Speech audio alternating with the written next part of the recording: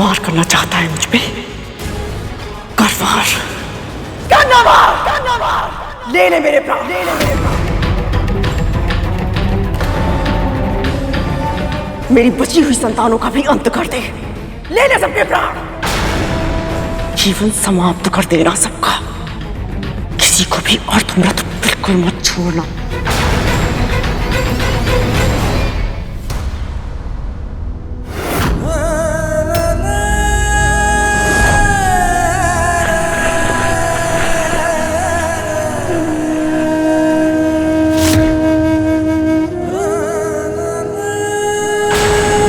तत्तु भैया, धूमल भैया, ये सब क्या हो गया इन सबको? ये ऐसी अवस्था में? वाह, माँ और पुत्र नाट्य कला में कितने पारंगत हो। अब तू यही कहेगा ना कि तुझे कुछ नहीं पता? हाँ महारानी, मेरे पुत्र तेरे साथ केवल भ्रमण करने गए थे। उनके शरीर पर इतने घाव कैसे लगे, वो जल कैसे गए, तुझसे छूट कैसे गए?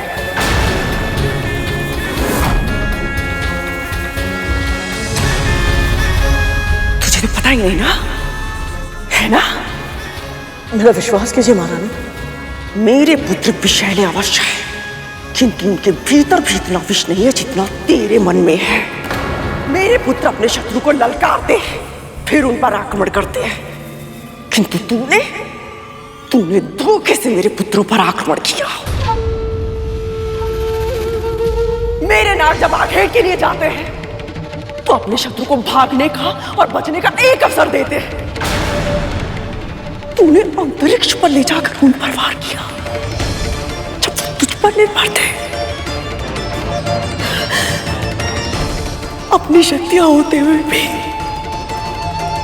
आज वो कितना असहाय अनुभव कर रहे होंगे। महारानी, मेरा विश्वास कीजिए। विश्वास तो उन्होंने भी तुझ पर किया था, जो मेरी बिना आज्ञा के वो तेरे साथ चले गए।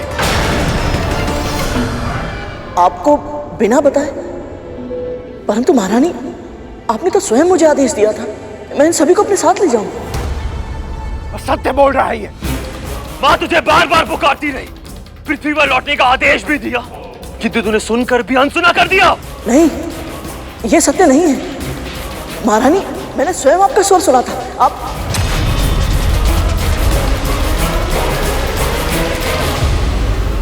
जब दास आकाश में उड़ सकता हो तो भूमि पे भ्रमण करने की क्या आवश्यकता? हाँ तत्तु भैया, ये तो बिल्कुल तक्षक भैया का स्वर है। ज्यादा चाटुकारिता मत कर। वाह धूमल भैया, ये तो बिल्कुल कालिया भैया जैसा स्वर है। तत्तु और धूमल भैया। गरुड़, तू गया नहीं अभी तक? महारानी, आपके पुत्र मेरे साथ जाना चाहते थे। वो जो चाहते हैं वैसा ही कर। ये सब तू क्या कह रहा है? कद्रू दीदी कभी नहीं चाहती थी कि नाग अंतरिक्ष में जाए, तो ये कैसे आदेश दे सकती है? माँ, तख्तू भैया और धूमल भैया अलग अलग स्वर निकालने में निपुण हैं। इन सभी को अंतरिक्ष में जाने की बहुत इच्छा थी, मुझसे हट भी कर रहे थे ये। मैंने इनसे कहा भी कि महारानी की आज्ञा के बिना मैं इन्हें साथ में नहीं ले जा सकता। तो हो सकता है जब मैंने इनसे आज्ञा मांगी तो धूमल भैया नहीं। इसे नियंत्रण में नहीं रख सकती तो बता दे, मैं इसे लोहे की साकलों में बांधकर अंधकूप में फिकवा दूंगी। तू तो सिर्फ दासी है मेरी, पर तेरा पुत्र जीवन भर के लिए मेरा बंदी होगा। महारानी, इसे क्षमा कर दीजिए महारानी। वो नादान है, बालक है, अपना भला बुरा नहीं समझता। मैं इसे समझाऊंगी। वाह धूमल भैया, अद्भुत प्रतिभा है आपने। आपकी आवाज बदलने की कला अद्भुत है ना बुद्धंदी? हाँ सरकोटा, अत्यंत प्रभावी।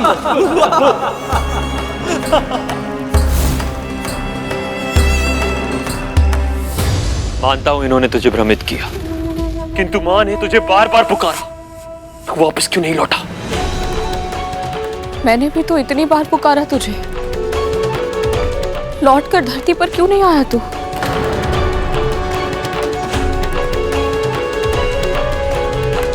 इस सूत्र के कारण मन से, वचन से और कर्म से मेरी विमाता महारानी कदली और उनके 1 सहस्त्र पुत्रों की दास्तां स्वीकार करता हूं।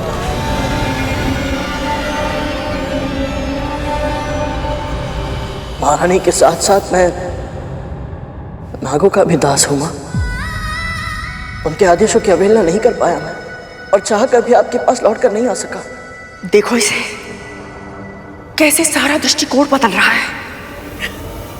जानबूझकर ऐसी कथा सुना रहा है जिससे सारा दोष मुझ पर और मेरे पुत्रों पर आ जाए। जब मेरे पुत्र तड़प रहे थे, पृथ्वी पर नीचे गिर रहे थे, तब तो कहा था, हाँ? नाग तेरी पीठ पर बैठकर गए थे ना गरुड़, तो जब ये नीचे गिर रहे थे तुझे पता क्यों नहीं चला? हाँ, ये पहेली मेरे लिए भी कुछ ऐसी है मां, जिसका उत्तर मेरे पास नहीं है।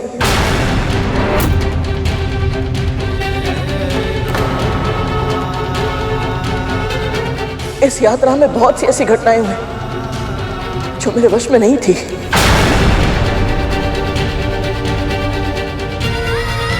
जब शनि ग्रह से हम बाहर निकल रहे थे, तो तख्तू भैया और रूमल भैया और अन्य सभी ने शनिदेव के बारे में बहुत सारे दुर्वचन कहे। ना रंग है ना रूप है, कितना कुरूप है। मैं तो ये सोच रहा हूँ, ऐसे व्यक्ति को इतनी रूपवती पत्नी मिल कैसे गई?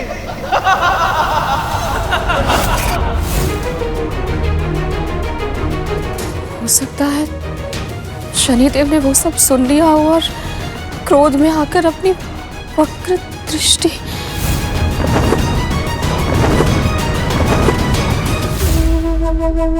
ये कैसे हो सकता है? उन्होंने स्वयं हमें दर्शन दिए थे और वो हमारी पूजा से प्रसन्न भी बहुत थे। प्रसन्न थे दीदी, फिर उसके बाद आपके पुत्रों ने उनका अपमान किया और आपने उनके प्रसाद कहा।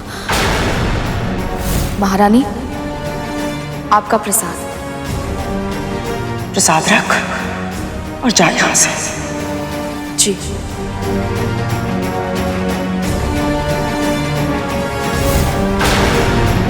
तब तो यह अवश्य ही शनिदेव की वक्र दृष्टि का प्रभाव है। विनाश काले विपरीत बुद्धि। मैं अपने भाइयों को पृथ्वी पर लाकर भी उन्हें सुरक्षित नहीं रख सका। पता नहीं माँ फिर हमें भ्रमण पे जाने की अनुमति देंगी भी या नहीं। तुम अगर चाहोगे तो हम मौन धारण कर लेंगे। नाग रूप में हम तुम्हारे पक्ष में कहीं छुप कर बैठ जाएंगे ताकि हमारे अस्तित्व का पता ही ना चले। हे ईश्वर, यदि इन सब की हट के आगे मैंने हार नहीं मानी होती तो ये इस समय। परंतु महारानी, मेरा विश्वास कीजिए, मैं सत्य कह रहा हूं। मुझे तो लगा था कि ये सभी अपने वचनों के कारण मौन है, शांत और सिर होकर छिपे हुए। मुझे आभास तक नहीं था कि ये मेरे साथ नहीं है। कैसे विश्वास करूं मैं? हाँ, कैसे? जो ये सूर्य पुष्प इतना संभाल कर ले आया जिसकी एक पंखुड़ी तक नहीं टूटी, उसके भाई तड़प तड़प के गिर रहे थे और उसे आभास तक नहीं हुआ। क्यों मानूं मैं तेरी बात? क्यों?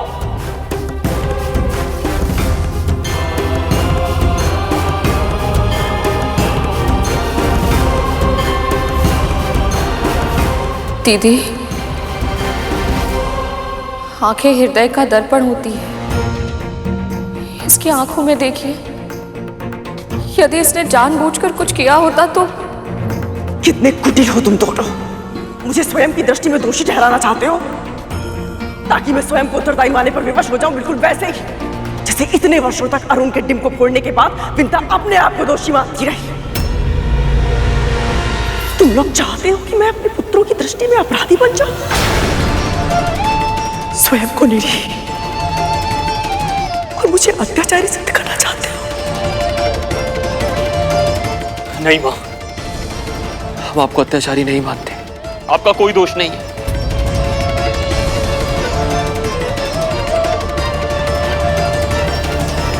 आपने हर पल, हर क्षण हमारा भला ही चाहा। आपसे घृणा हम नहीं कर सकते। हाँ माँ,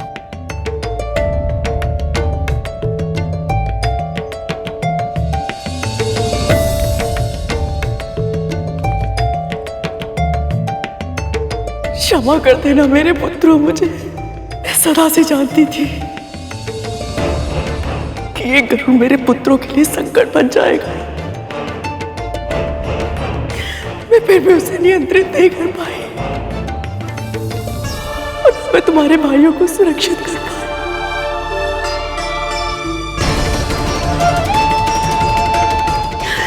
ये स्थिति कभी ना आए इसके लिए क्या कुछ नहीं किया था मैंने।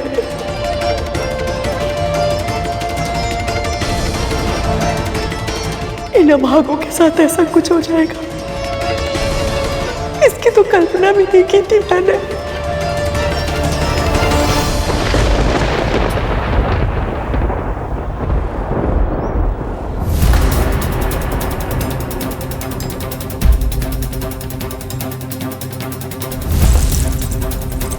वाली से मैंने तुझे बचाया, तेरे प्राणों की रक्षा की स्मरण है ना तुझे? तूने मेरे पुत्रों को क्यों नहीं बचाया? क्यों नहीं की उनकी रक्षा? क्यों करो? क्यों? महारानी, मुझे क्षमा कर दीजिए।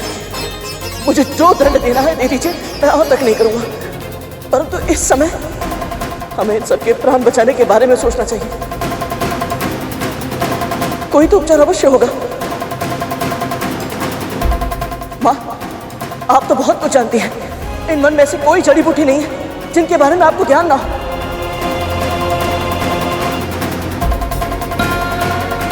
माँ, वो लेप आपने जो बनाया था जिससे मेरे तन के घाव एक रात्रि में ठीक हो गए थे, मुझे बताइए, मैं स्वयं अपने हाथों से जड़ी बूटी पीसकर अपने भाइयों के लिए लेप बनाऊंगा। वो लेप साधारण चोटों के लिए है पुत्र, पर इनकी चोट गंभीर है। इस अवस्था में उस लेप का कोई प्रभाव नहीं होगा।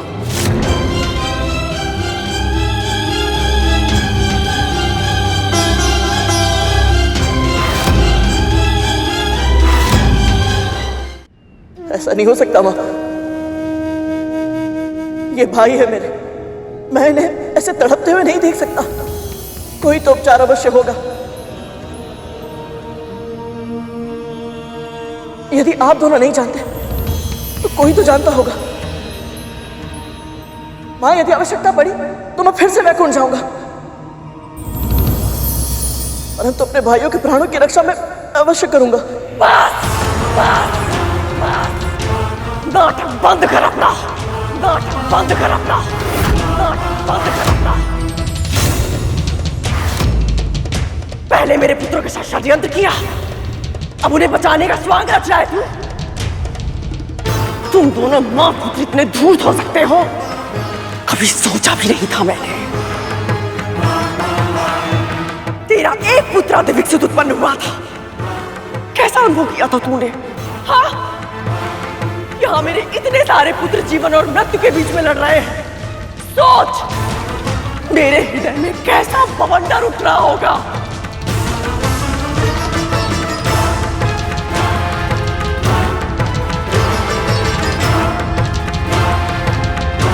और कितनी दुखद बात है कि ऐसी घनघोर पीड़ा में भी मेरा साथ देने के लिए कोई नहीं है। जब अरुण कटी फूटा था ना, तेरी पीड़ा के आभास ने हमारे स्वामी की तपस्या भंग कर दी थी और वो तेरे पास चले आए थे। किंतु आज जब मेरे पुत्र यमराज के मृत्यु पाश में फंसे हुए हैं, तब वो निरासक्त थे। आपसे जो भूल हुई है उसके बाद आपके दूसरे पुत्र के प्रति आपका दायित्व और बढ़ जाता है। अब आपको शारीरिक रूप से ही नहीं, मानसिक और आत्मिक रूप से भी शक्तिशाली बनना होगा, ताकि हमारा पुत्र अरिष्टवर्ग अर्थात अपने 6 विकारों पर सदैव नियंत्रण रख सके। जब एक पिता ही अपने पुत्र के साथ पक्षपात कर सकते हैं, तो मैं क्या करूं?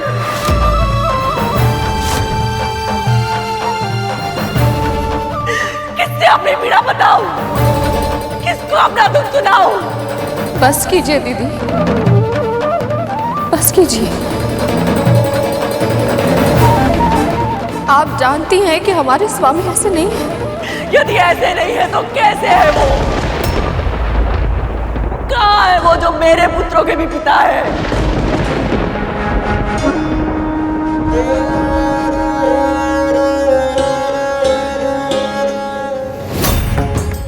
अपने परिवार की रक्षा करना, अपने पुत्रों का ध्यान देना, ये उनका भी उत्तरदायित्व है ना? तो फिर वो सर्वज्ञाता महर्षि कश्यप कहाँ है? कहाँ है वो?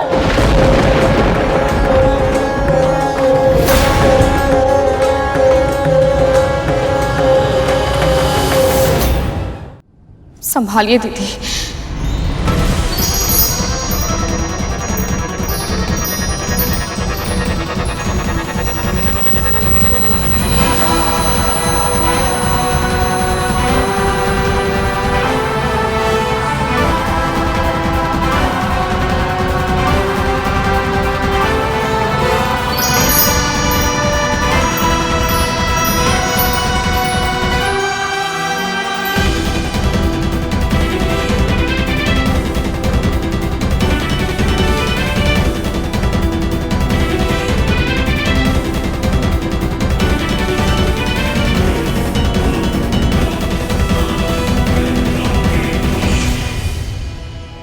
प्रणाम पिताजी।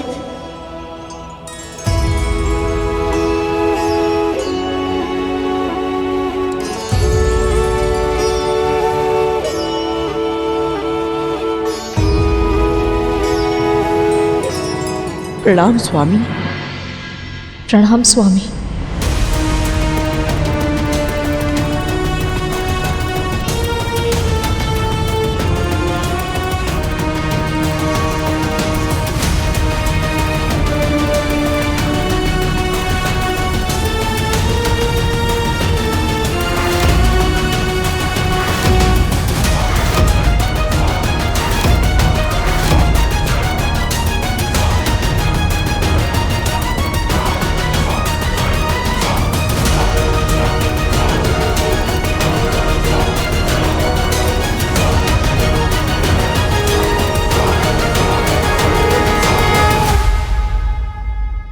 ये सब तो अर्धमृत अवस्था में है।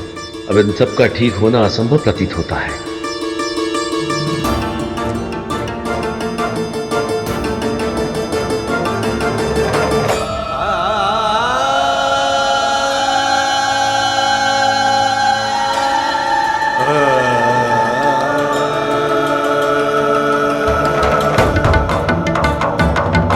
हम अपने जन्म के उद्देश्य को क्यों भूल जाते हैं?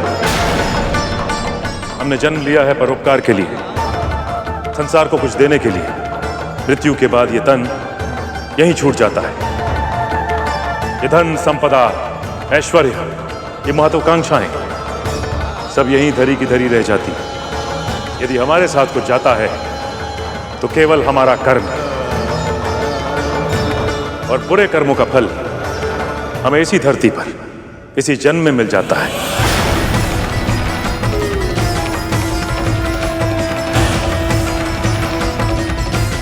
कद्रू, मैंने आपको पहले भी समझाया था, एक बार फिर समझा रहा हूं कि माता पिता के बुरे कर्मों का फल उसकी संतान भुगतती है।